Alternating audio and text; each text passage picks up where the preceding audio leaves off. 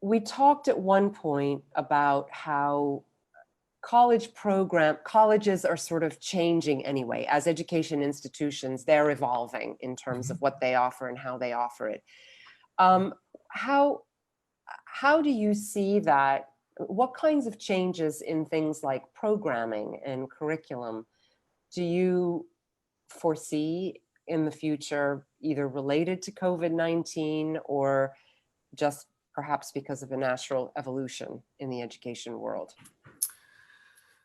Yeah, that's a great question. I was watching with great concern in recent years the striking drop in the number of students who are earning degrees in humanities and social sciences.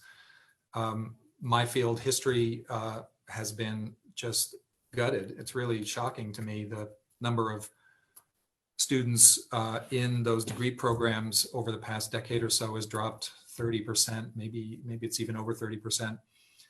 And it's understandable. There's a lot of higher ed is so expensive. People feel like they need to be going into programs that are going to be directly employable and applicable in some way that they can really see, where the connection between the program and a job is tangible.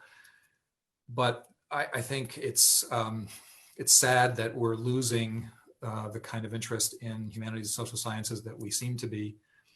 And I'm afraid that the COVID situation will potentially exacerbate that tendency, because it's just going to make people even more conscious of what it is, how much they're spending, what it is they're getting.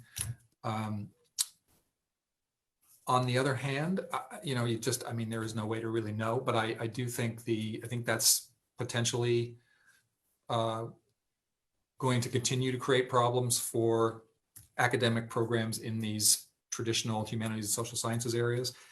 I was thinking recently that I've also watched with concern that lots of small liberal arts colleges are struggling to fill seats across the country. And it's possible that COVID might actually help them draw kids. Kids these days, by and large, want to be at big places in big cities. It's an oversimplification, but not by much.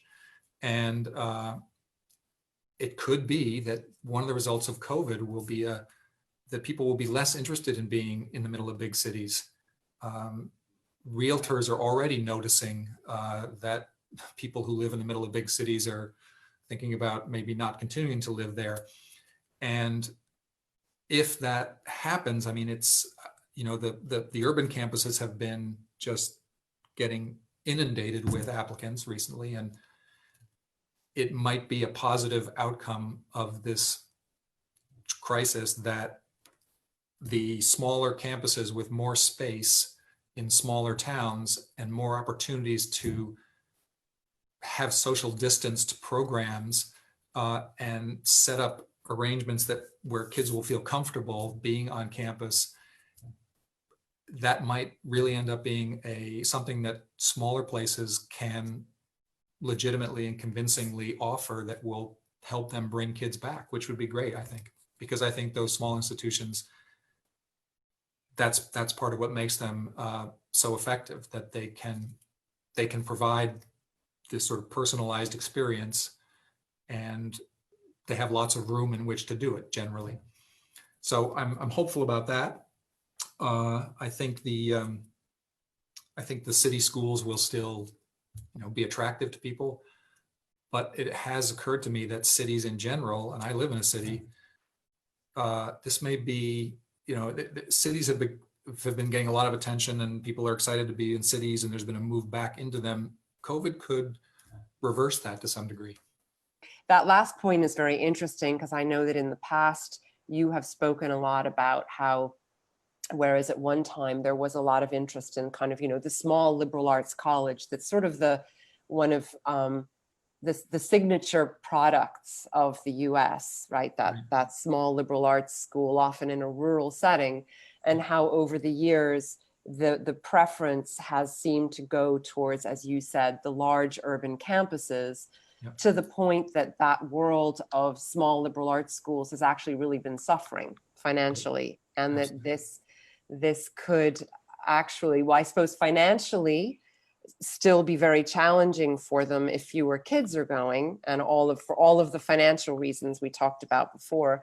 But interestingly, as you just said, perhaps drive a certain population back out to the country, Yeah. for lack of a better way of putting it.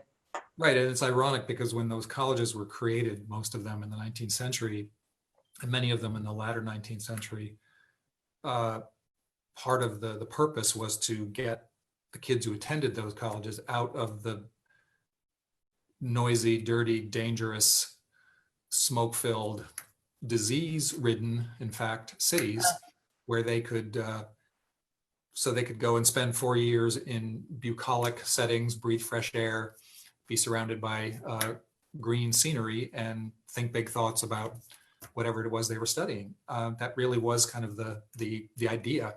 And it's interesting now that we're in the middle of this COVID pandemic.